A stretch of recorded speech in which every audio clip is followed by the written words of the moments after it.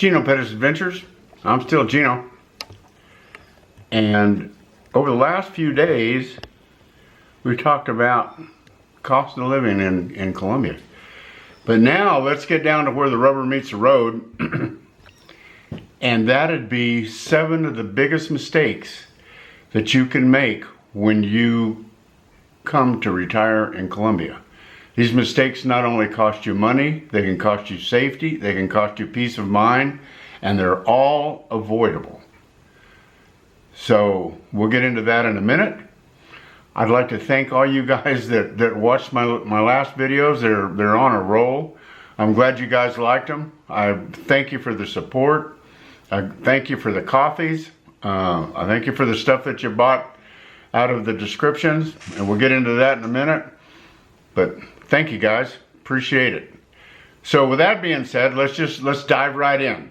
Mistake number 1: renting in the wrong neighborhood. Renting in the wrong neighborhood. If you rent in the wrong neighborhood, it's not only dangerous, it's just wrong, and it'll cost you money. So I don't know if you know this or not, but in Colombia, they have 5 or 6 estratos, which are levels of economy. You know, let's say you're upper class, it'd be a 5 and a 6. Middle class would be a 3 and a 4. Lower class would be a 2 and a 1. 1 is right around homeless. So you have to realize that if you're in an area of a 3 or 4, that's probably a pretty good upper middle class neighborhood. But you still have to, you have to look out for a couple other things too, like the noise levels, what the local culture is for the neighborhood. Make sure there's no gangs or just the same things you would look for in the States.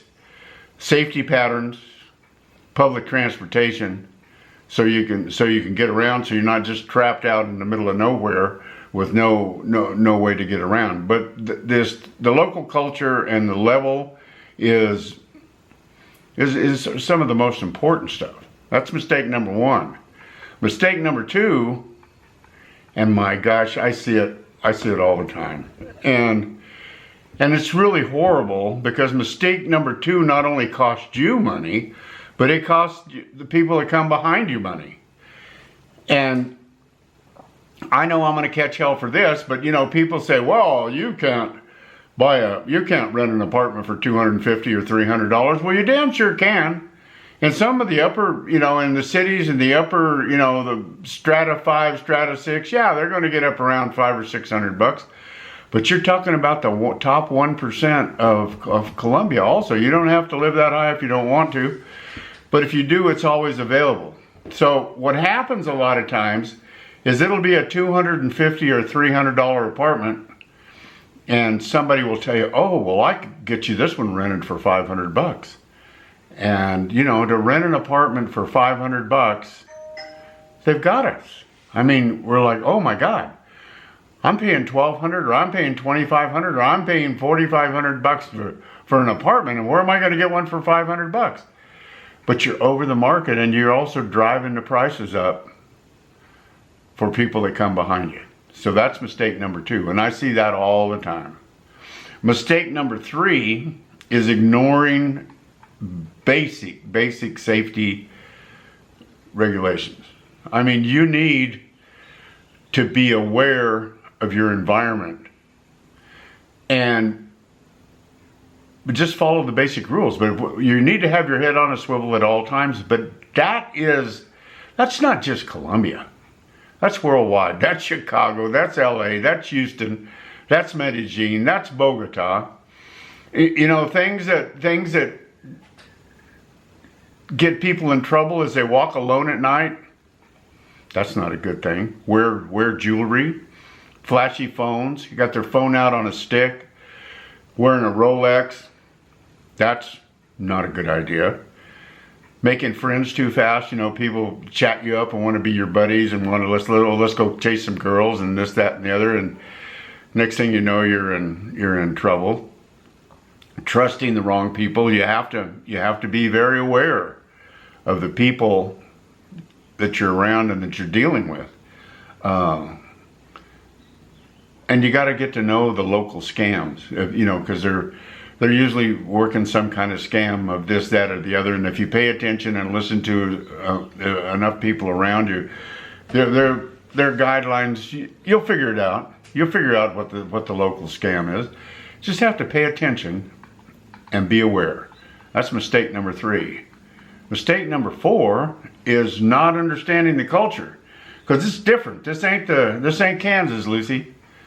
This ain't Kansas. There's a lot of things that go down here that are just different.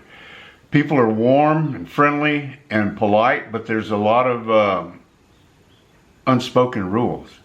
A lot of men come here from America and bump into problems that they don't know how to slow down, and they don't know how to do things the way Colombians do them.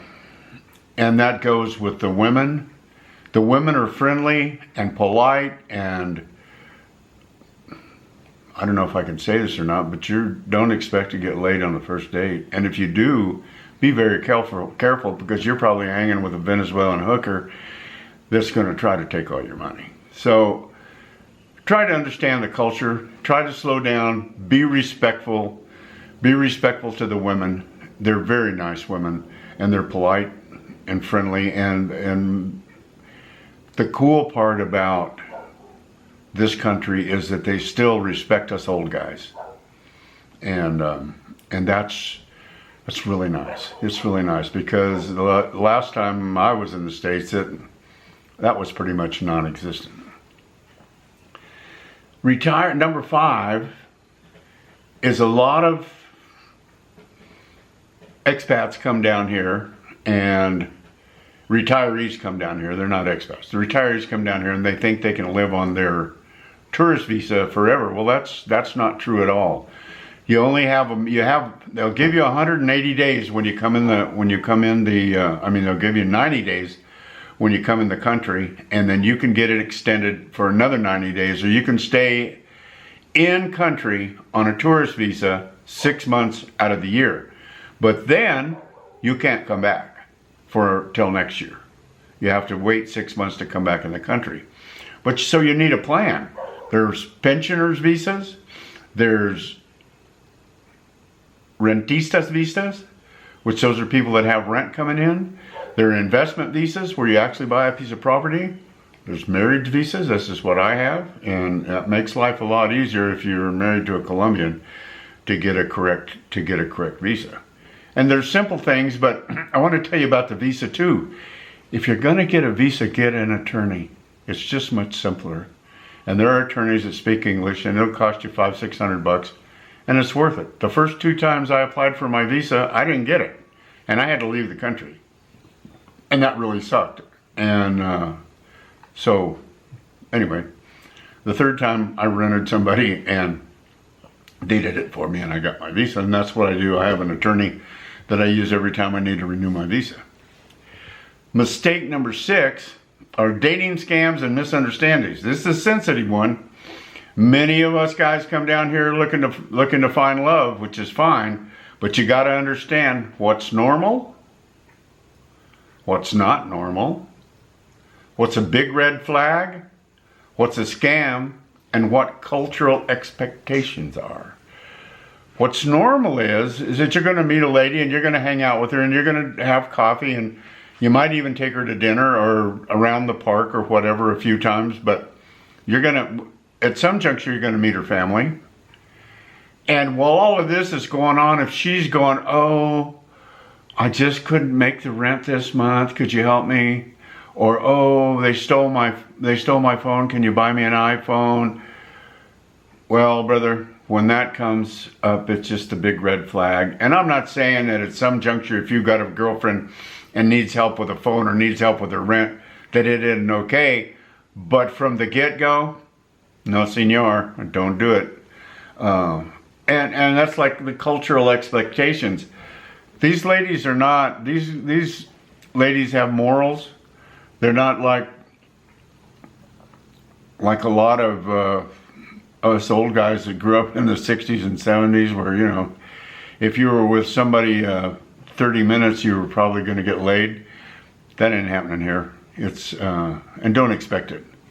And in reality, it makes the whole thing much better anyway. And so mistake number 7 is moving here without a guide. Last mistake, coming here with zero information. Retiring in Colombia is fantastic, but it only starts with the right map. I mean, you got to know where you're going to live. You got to go where you don't want to live, because there's areas of the country that you damn sure don't want to go to. Just like, what is it, South Chicago or East LA, or some places in Houston, that they're just not safe. I don't care if you're a Colombian or not. The Colombians don't go there. Colombians go there and get robbed. So you have to make sure where you're going to live, where you're not going to live, what neighborhoods fit your lifestyle. I see a lot of people come down and get hung up in the expat thing and just hang out with expats and expat groups and never get into the culture. And basically what they tried to do is brought their United States life and wanted to put it in a capsule here in Colombia. And I don't recommend that. I recommend getting friends from Colombia, getting to know people. Learn Spanish. You're going to need it. You can get by at first with very little Spanish, but as you go over the years, you're going to have to have more Spanish. You're going to have to figure out what neighborhoods fit your lifestyle, whether you're walking, driving, upper class, middle class, lower class, wherever. How much you need to pay attention, how much things should cost. Not what they're asking for you, but how much they should cost. And the deal is that Colombians are all about overcharging people. And it doesn't matter if you're an American, a Canadian, or a Colombian. They're going to try to rob you. They try to rob their brethren on a daily basis. So figure out what stuff costs and don't let them hustle you. What you need to avoid.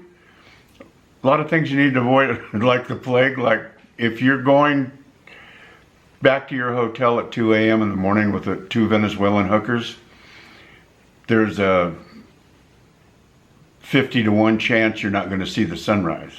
So be careful. Stay safe. See how their systems work.